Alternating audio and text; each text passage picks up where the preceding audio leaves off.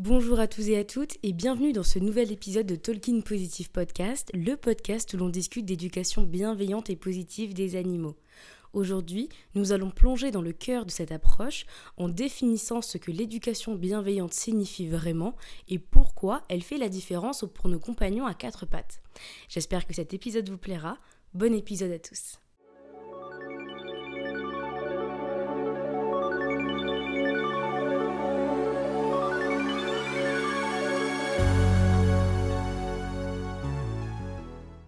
L'éducation bienveillante, c'est pour ceux qui n'ont pas d'autorité. Un bon coup de pied au cul n'a jamais fait de mal à personne. À mon époque, on n'avait pas besoin de tous ces trucs pour éduquer un animal. Une bonne correction, et tout était réglé. Ces remarques, qui semblent caricaturales, sont bien souvent celles que rencontrent les défenseurs de l'éducation bienveillante des animaux. Une méthode qui repose pourtant sur le renforcement positif, la compréhension des besoins et des émotions des animaux, plutôt que sur la punition ou la soumission. Basée sur des recherches scientifiques solides et des principes d'éthologie, l'éducation bienveillante prouve qu'elle est non seulement respectueuse du bien-être animal, mais aussi plus efficace sur le long terme. D'ailleurs, d'après une étude de l'American Veterinary Society et Animal Behavior, 85% des vétérinaires comportementalistes recommandent l'usage de méthodes bienveillantes dans l'éducation des chiens. C'est juste une mode, disent souvent ceux qui défendent des méthodes plus traditionnelles. Ils qualifient les partisans de l'éducation bienveillante de naïfs, de trop gentils ou de cajoleurs. Selon eux, cette méthode, c'est laisser l'animal prendre le pouvoir et abandonner le rôle d'autorité. Ces critiques dénoncent une approche jugée trop indulgente, manquant de fermeté, et estiment même que cette méthode ne fonctionne pas ou qu'elle fait des animaux capricieux et mal élevés. Au-delà de la méthode, cette opposition s'enracine dans une question culturelle. Dans notre société, l'autorité et la discipline sont des valeurs profondément ancrées, et une relation de domination est souvent perçue comme un signe de bonne éducation. Pourtant, l'éducation bienveillante repose sur un principe simple, respecter l'animal, comprendre son langage, ses besoins et ses émotions et établir une relation de confiance mutuelle. Face à ce rejet et aux stéréotypes persistants, une question se pose: pourquoi cette approche scientifique fondée sur des recherches comportementales est encore si mal comprise ? Pourquoi les défenseurs de l'éducation bienveillante sont-ils souvent moqués, voire agressés ? Et surtout, pourquoi la coercition, basée sur la peur et la soumission, reste-t-elle si présente dans de nombreux foyers, écoles de dressage et même dans les médias ? Dans cet épisode, nous allons donc déconstruire les idées fausses qui entourent l'éducation bienveillante et en explorer les bienfaits pour les animaux et aussi leurs maîtres. Le cadre juridique. Avant de parler de l'éducation, il est important de comprendre le cadre juridique qui détermine la manière dont les animaux sont traités en France. Les trois principaux codes régissant la protection animale sont les suivants: le code civil, le code pénal et le code rural. Jusqu'en 2015, les animaux étaient considérés comme des biens meubles, autrement dit des objets. Ce n'est qu'avec la réforme de 2015 que les animaux ont été reconnus comme des êtres vivants et sensibles. Une avancée symbolique certes, mais qui n'a pas encore transformé de manière significative leur traitement dans la pratique. En effet, les méthodes coercitives comme les colliers électriques, les colliers étrangleurs ne sont pas interdits par la loi. Cela montre à quel point la législation est encore en retard par rapport aux connaissances actuelles sur le bien-être animal. Pour le code pénal, si lui, il réprime les mauvais traitements physiques et évidents, il ne prend pas en compte les violences psychologiques ou les méthodes éducatives cruelles. Pourtant, ces pratiques peuvent être tout aussi traumatisantes pour les animaux. Le code rural et de la pêche régit les conditions d'élevage et de transport des animaux, mais reste muet sur leur bien-être émotionnel et psychologique, notamment en matière d'éducation. L'Organisation mondiale de la santé animale, l'OIE, rappelle que les animaux ont des besoins fondamentaux. Absence de douleur, lésions ou maladies, absence de stress climatique ou physique, absence de faim, de soif ou de malnutrition, absence de peur et de détresse, et la possibilité d'exprimer des comportements normaux propres à chaque espèce. La Convention de Strasbourg de 1987 sur la protection des animaux a permis de limiter certaines pratiques cruelles, comme la coupe des oreilles, la section des cordes vocales, l'ablation des griffes ou des dents des animaux. Cependant, la France a refusé d'interdire la coupe de la queue, laissant subsister une certaine forme de tolérance face à ces actes de cruauté.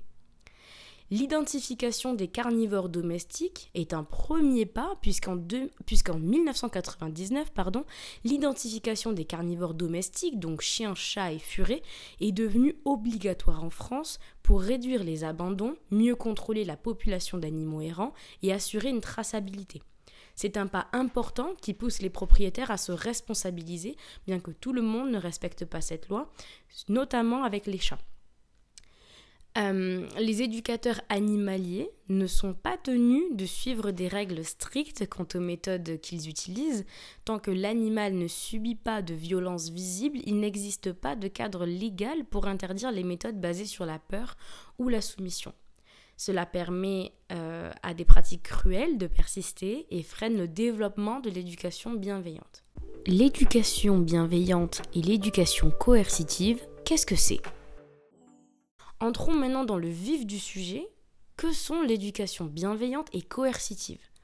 L'éducation coercitive, également appelée éducation autoritaire ou méthode de dressage par la soumission, repose sur l'utilisation de la peur, de la douleur et des punitions pour contrôler le comportement des animaux. Elle se fonde sur l'idée que l'animal doit obéir sans question et que la soumission est le gage d'une éducation réussite. L'origine de l'éducation coercitive remonte aux premières méthodes de dressage d'animaux, qui étaient basées sur un modèle de domination. Ce modèle trouve ses racines dans la tradition militaire et dans les sociétés où l'autorité, la discipline et la hiérarchie étaient primordiales. Les premières théories d'éducation coercitive des animaux ont été influencées par des approches basées sur les comportements observés dans le règne animal, mais souvent interprétées de manière erronée, voire extrême. Une des figures marquantes de cette approche, c'est Konrad Lorenz, un éthologue et biologiste autrichien, connu pour ses recherches sur le comportement animal et l'imprégnation. Lorenz a initialement observé des comportements de dominance dans certaines espèces, comme les oies et autres oiseaux, ce qui a été interprété à l'époque comme une justification de la domination dans la relation homme-animal. Selon cette lecture de ses travaux, l'animal devait être soumis à une figure d'autorité humaine et les méthodes de dressage coercitive étaient vues comme une manière d'établir cette hiérarchie. Cependant, Lorenz est revenu sur ses premiers propos, admettant que ces théories initiales avaient été mal comprises et mal appliquées dans le cadre du dressage des animaux domestiques. Il a reconnu que les comportements observés dans la nature chez certaines espèces, où la hiérarchie et la domination sont effectivement présentes, ne devaient pas être transposés aux relations entre humains et animaux domestiqués. Lorenz a clarifié que ces observations, bien qu'importantes, ne justifiaient pas l'utilisation de la peur ou de la soumission dans l'éducation des animaux. Au contraire, il a souligné l'importance de la compréhension et du respect des animaux comme des êtres vivants dotés de besoins émotionnels et psychologiques. Ce retournement a constitué une remise en question des fondements même de l'éducation coercitive, ce qui a ouvert la voie à des pratiques éducatives plus bienveillantes. Malgré le recul de Lorenz, l'éducation coercitive a continué à se développer au XXe siècle, notamment grâce aux théories du conditionnement opérant de Skinner, psychologue et comportementaliste américain. Bien que Skinner n'ait pas lui-même encouragé des pratiques cruelles, ses travaux sur le comportement ont été interprétés par certains comme un moyen de justifier l'utilisation de punitions physiques pour contrôler les comportements des animaux. Les méthodes coercitives ont été popularisées dans les années 60-70 par des dresseurs comme John Fisher ou William Kohler, un éducateur canin américain qui a plaidé pour l'utilisation de colliers de correction, de chocs électriques et d'autres formes de punition pour imposer des comportements chez les chiens. Selon cette approche, l'animal devait être mis sous contrôle absolu et toute désobéissance devait être immédiatement corrigée par la douleur ou la peur.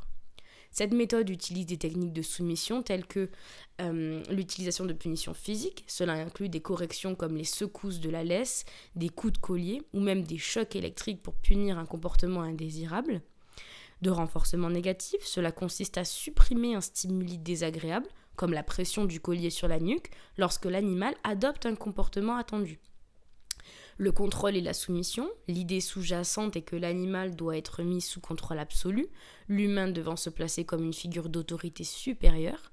Dans la pratique courante, on retrouve souvent la méthode qui consiste à mettre l'animal sur le dos. L'utilisation de la peur. L'animal n'obéit pas parce qu'il comprend la tâche ou respecte son maître, mais par peur des conséquences de la désobéissance. Bien que ces méthodes aient été largement utilisées pendant des décennies, elles sont aujourd'hui largement critiquées par des professionnels du comportement animal. Les recherches modernes ont d'ailleurs montré les effets délétères de ces techniques sur le bien-être des animaux, en particulier leur santé mentale et émotionnelle.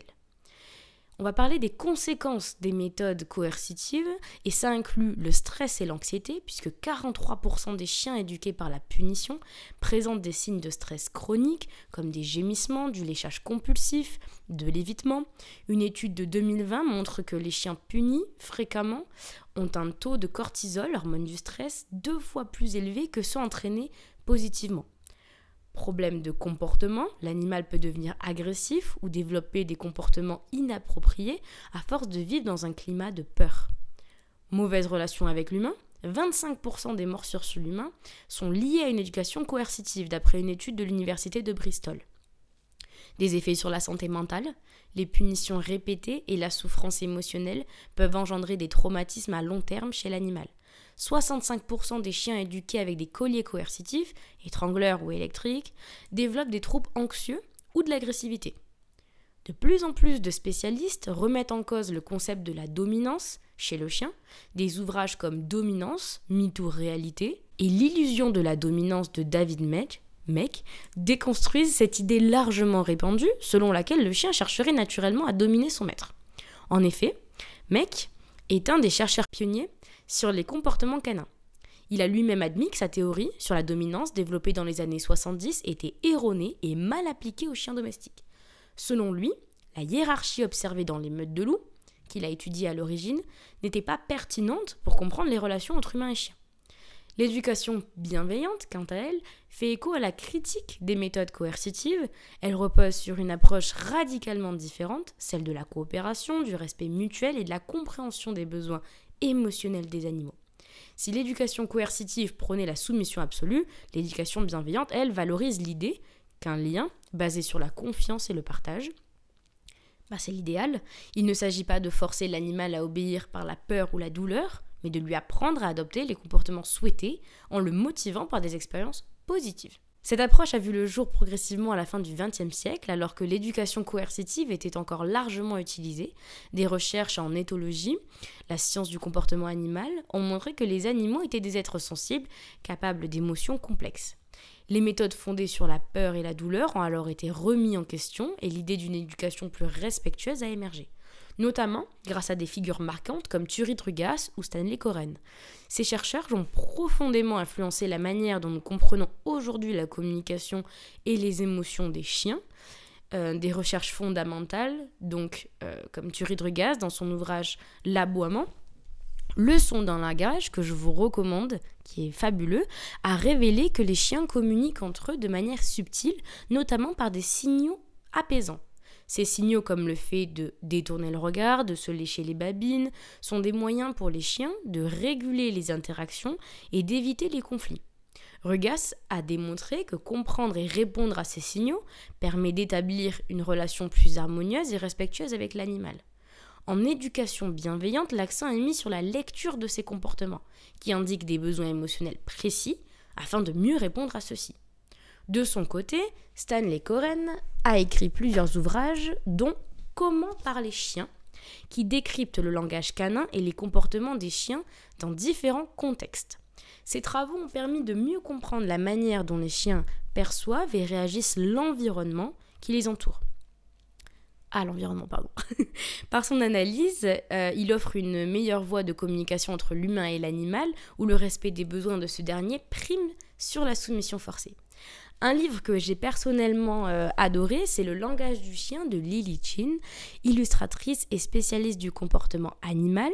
Ses illustrations claires et détaillées ont facilité la compréhension des signaux corporels canins, aidant les maîtres à décoder les messages que leur chien leur envoie.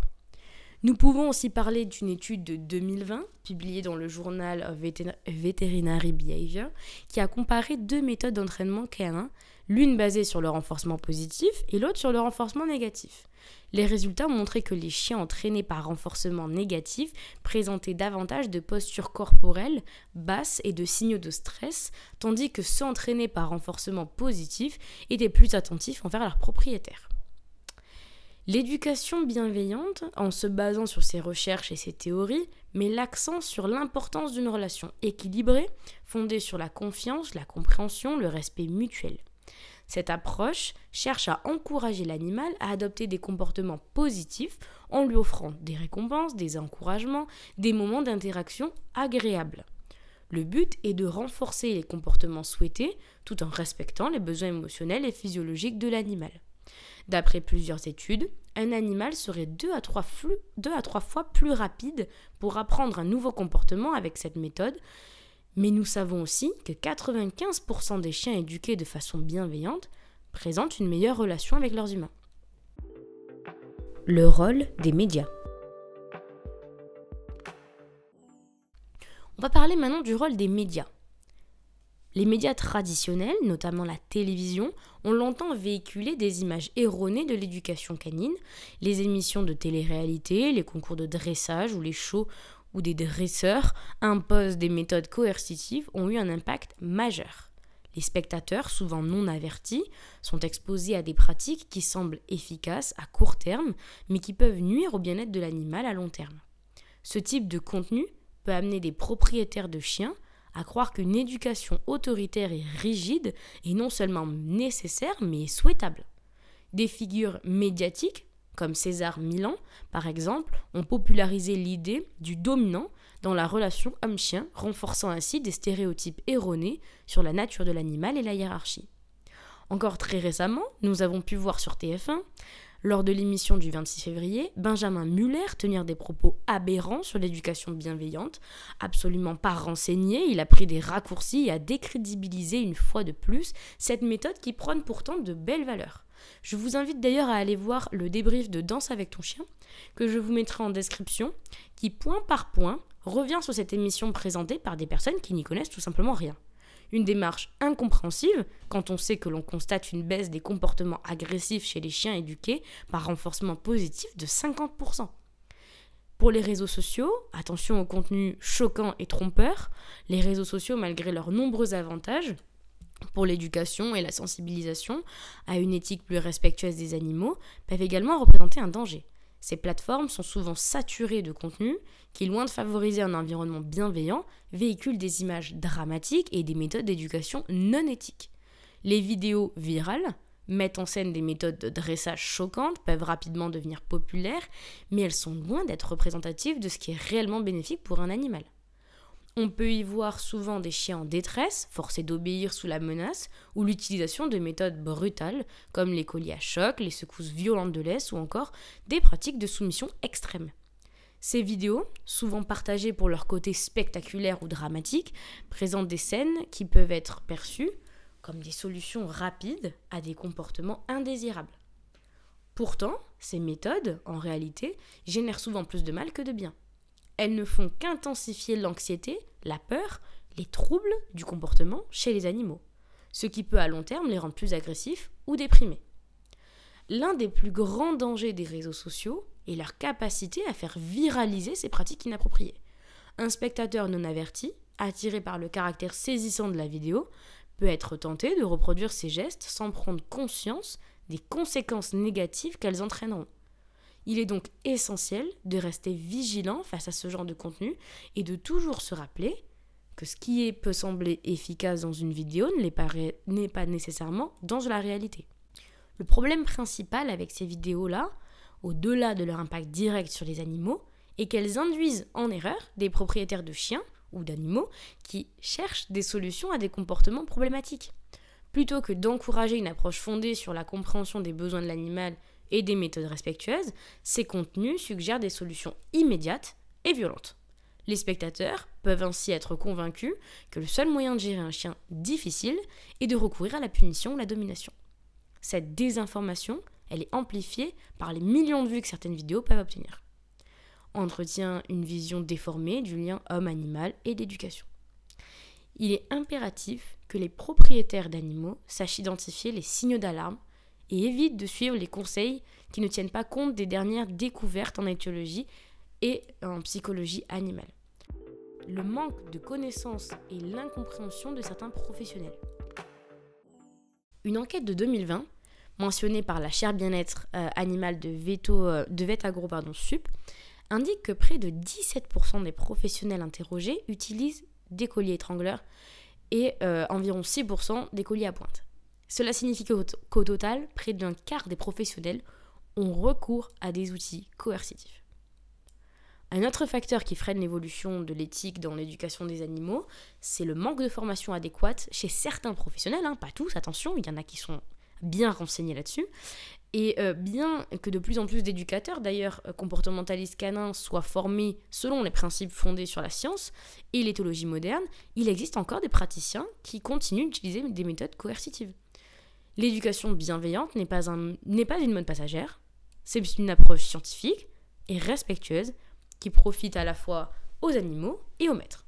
En tant qu'humains, notre rôle est d'apprendre à écouter, comprendre et répondre aux besoins de nos compagnons à quatre pattes. Nous devons dépasser les idées préconçues et les méthodes cruelles pour construire une relation fondée sur la coopération, l'empathie et la bienveillance.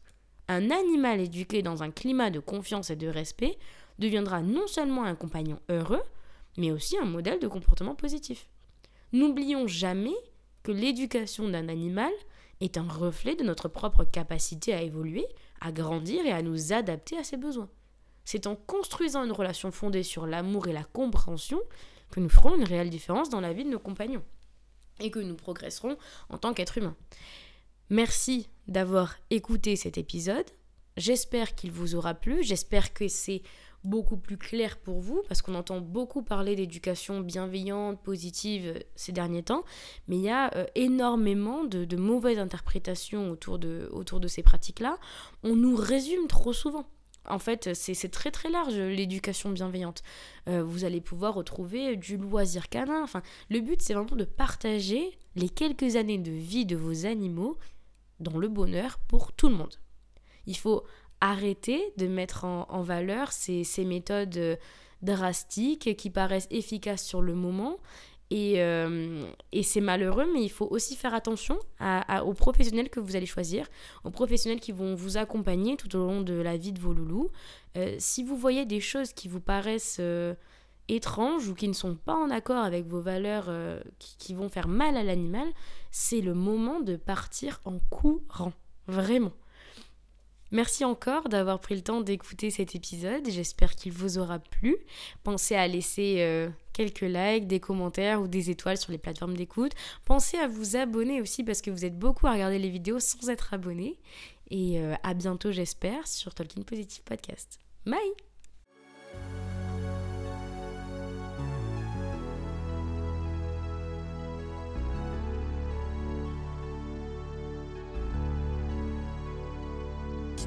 Time.